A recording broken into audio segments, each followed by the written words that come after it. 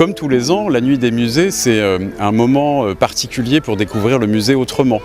Alors cette année, on a, comme à notre habitude, mélangé des performances, des conférences, des rencontres, des visites guidées, pour mettre sur le même plan aussi bien la dimension artistique que la question de la médiation. Ça fait 10 ans qu'on participe à la Nuit des musées. On s'aperçoit qu'il y a toujours un public, et il y a un public très particulier pour la Nuit des musées, un public beaucoup plus familial que d'habitude.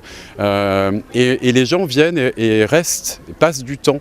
Et ça, c'est important aussi, de pouvoir considérer le musée comme un endroit où on peut passer du temps, où on peut venir, boire un verre au restaurant, passer du temps dans le jardin, regarder un petit bout de quelque chose et puis suivre une visite. C'est beaucoup de travail et beaucoup d'énergie, mais toute l'équipe est mobilisée pour ça.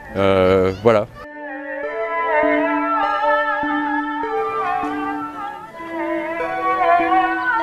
Pour une fois, on a décidé de faire quelque chose à côté de chez nous et pas aller à Paris comme d'habitude, de profiter des équipements culturels qui sont à côté de notre domicile.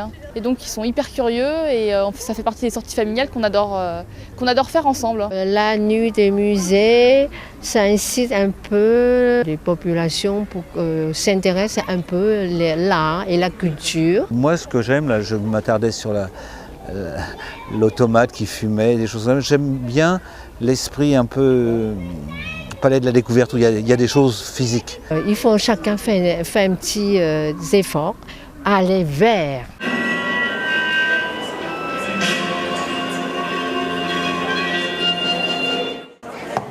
La sculpture qui était présentée aujourd'hui s'intitule Found and Lost, c'est-à-dire trouvé, perdu, pour bien signifier aussi qu'il s'agit d'un abandon en fait.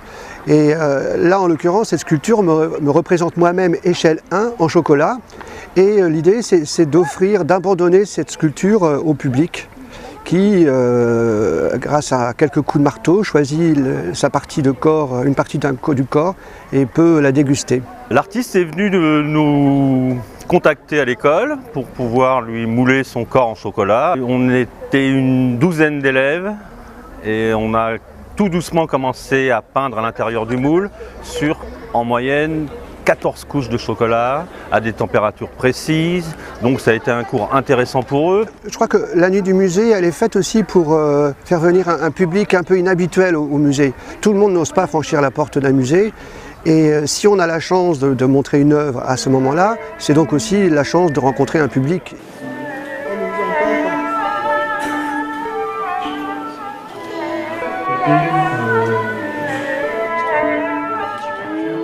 Pour la Nuit des musées, je donne une conférence qui s'intitule « Les variables obsolètes » dans laquelle je retrace les inventions liées au monde du vin, donc les inventions tant œnologiques que viticoles, depuis 1790 jusqu'à aujourd'hui.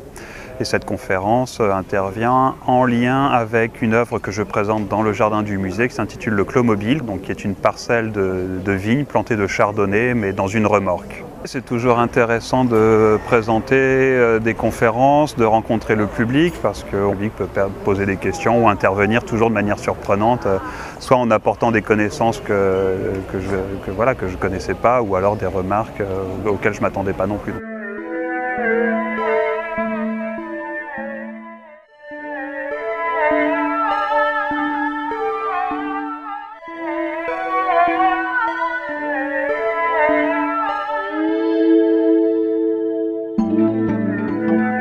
On essaye en fait de dispatcher le public et l'attention du public dans tout le bâtiment et de proposer des interventions, des actions, des événements qui vont s'adresser aux non-spécialistes, s'adresser aux spécialistes et pouvoir justement mélanger encore une fois les genres et les générations et les attentions et les types d'attentions.